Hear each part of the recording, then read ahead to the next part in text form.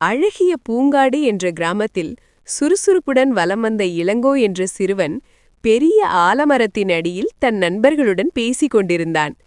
இரவு வந்ததும் நண்பர்கள் வீட்டுக்கு சென்று விட்டார்கள். இளங்கோ மட்டும் சிறிது நேரம் கழித்து கிளம்பினான். அப்பொழுது ஆலமரத்தடியில் ஒரு வெளிச்சத்தை பார்த்தான்.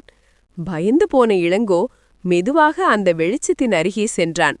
அவன் ஆர்வம் அதிகரித்தது. இந்த இடத்தை தோண்டி பார்த்து விடலாம் என எண்ணினான். அந்த இடத்தை தோண்டிய போது ஒரு பெட்டியை கண்டெடுத்தான். அந்த பெட்டியை பயத்துடனும் ஆர்வத்துடனும் மெதுவாக திறந்து பார்த்தான். அதில் ஒரு அழகான புத்தகம் இருந்தது. அந்த புத்தகம் தங்க நிறத்தில் மின்னியது. இளங்கோவின் கண்கள் கூசியது. அந்த புத்தகத்தை மெதுவாக திறந்து பார்த்தான். அதில் தானாகவே தமிழ் எழுத்துக்கள் எழுதப்பட்டிருந்தது. அந்த புத்தகம் ஒரு மாயை போலிருந்தது. அந்த புத்தகத்தில் நடக்கப் போகும் விஷயத்தை 1 மணி நேரம் முன்பு இந்த புத்தகத்தில் காட்டிவிடும். சற்று நேரத்தில் கிராம தலைவர் சுந்தரம் கிணற்றடியில் வழுக்கி விழுவர், அவருக்கு காலில் எலும்பு முறிவு ஏற்படும் என்று எழுதப்பட்டிருந்தது.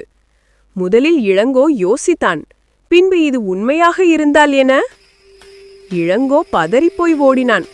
கிணற்றுக்கு சென்றவன் தலைவர் வழுக்கி விழுமிடத்தில் ஒரு பெரிய கல்லை தற்செயலாக தள்ளி போட்டான். தலைவர் கல்லை தாண்டி செல்ல முயன்றபோது கீழே விழாமல் சமாளித்துக் கொண்டார். அந்த காலக்குறிப்பேட்டை பயன்படுத்தி ஒரு விபத்திலிருந்து தலைவரை காப்பாற்றியதால் தான் பெரிய சக்திமான் என்று கர்வப்பட்டான். அன்று இரவு குறிப்பேட்டின் அடுத்த பக்கம் திறந்தது. அது இப்படி எழுதியது: நாளை நடுப்பகல் இளங்கோவின் தாய் மரணப்படுக்கையில் இருக்கும் வயதான முத்தம்மாளுக்கு செய்த உப்புமா உணவை சாப்பிடுவார்.